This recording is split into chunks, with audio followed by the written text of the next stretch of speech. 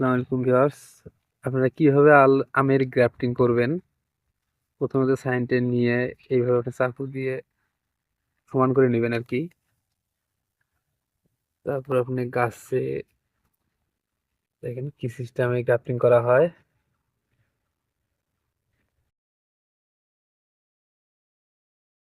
আপনি চাইলে বাসায় নিজে নিজে ট্রাই করতে পারেন।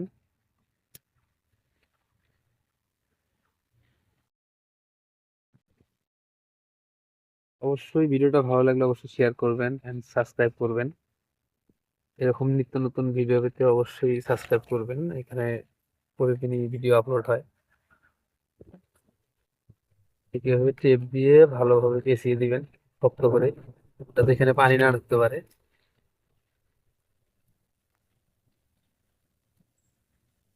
গ্রাফটিং করা শেষ।